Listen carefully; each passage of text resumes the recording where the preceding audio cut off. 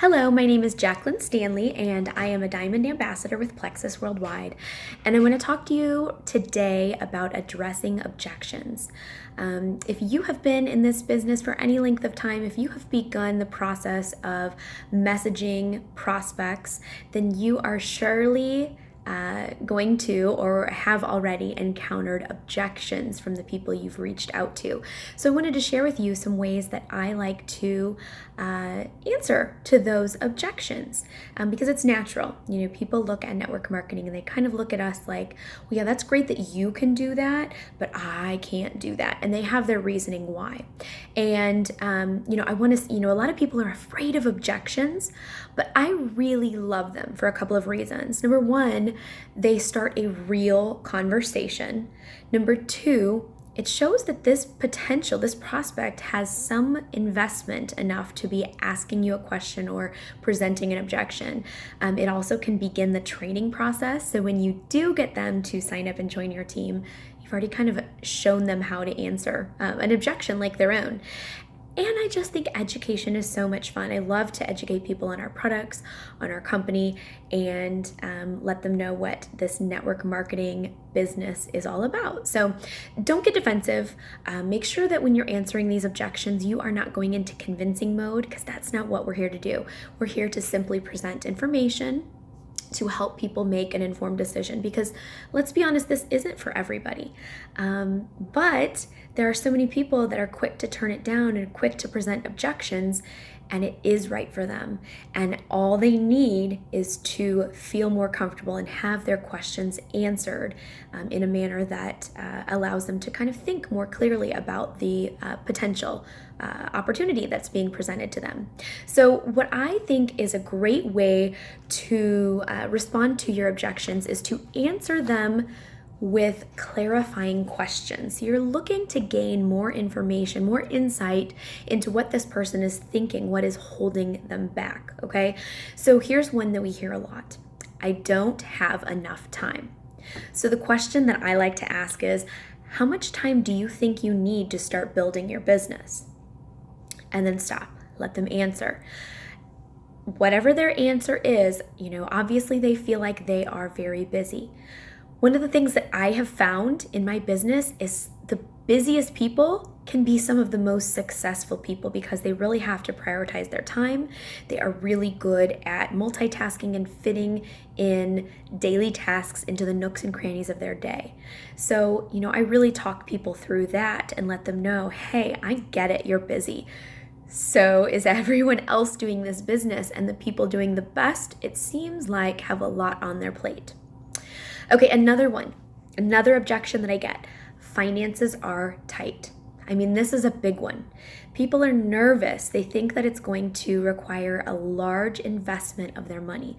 So first of all, we need to just go over the cost of starting a Plexus business.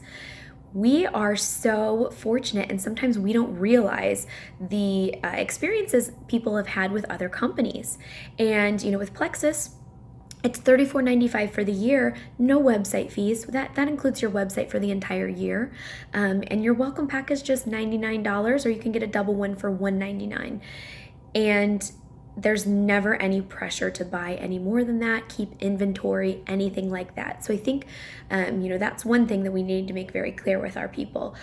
But here's the question that you can ask them. If money wasn't an issue, would you want to jump in and build a business that could help you achieve financial freedom?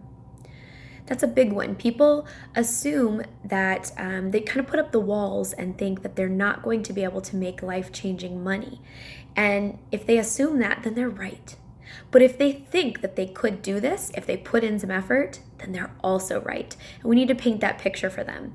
When people tell me that their finances are tight, what I like to say to them is, this shows me how badly you need this opportunity, and I want you to know that I am here to help you. I want you to have financial freedom and not be so worried about finances, because that is no way to live. In fact, I don't feel like that's living. I feel like that's existing. So that's just a question that you can kind of clarify with them. Another one, I don't want to bother my friends. Thank goodness, neither do I. So I like to ask, why do you think you'd be bothering your friends? Am I bothering you? We aren't bothering people. That's not what we're here for, and that is not how we train our teams. We simply present products and an opportunity to people and try to educate them on what we have to offer. We're not in the business of bothering people or pressuring people into doing things they don't want to do. So I always am like, good news. You're perfect for the team then. The next objection that I hear a lot is, I don't know enough people. So I like to ask, how many people do you think you need to know? And then after they've answered, I want to remind them that they can't prejudge people. And we all have a much larger network than we may realize. And, I like to let these people know that I'll help you jog your memory of people that you've met in your life, but don't think that it's limited to the people that you have currently in your life or that you know of that might be interested. Can't prejudge anybody.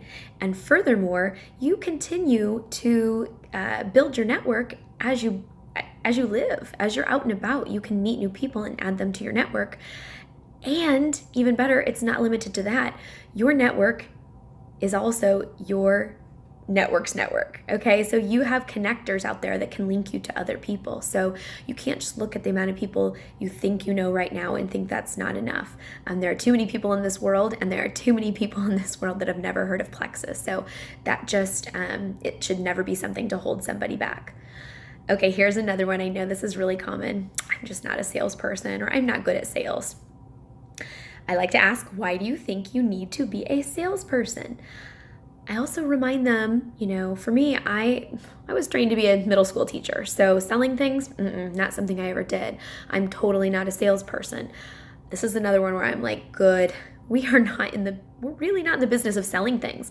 We are in the business of sharing things we love. So if you are one of those people that goes to a store and finds an awesome deal, an awesome sale going on, do you tell your friends?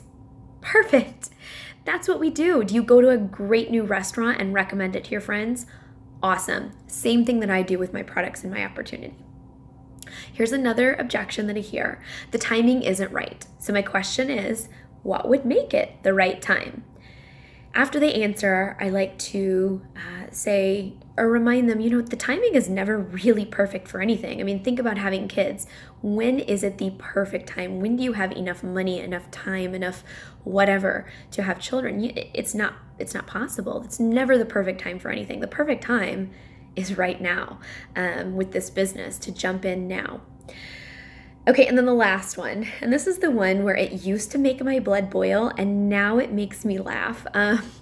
Is this a pyramid? Is this a pyramid? Okay, so I like to kind of play dumb. What do you mean by a pyramid? And then when they say something like a pyramid scheme where only the people at the top make money and you make nothing and you're just like little minions working at the bottom, there's a lot of things I love to say here. For me, it's just so funny that people will just naturally equate network marketing with a pyramid scheme. Like, I feel like that's so 2000s.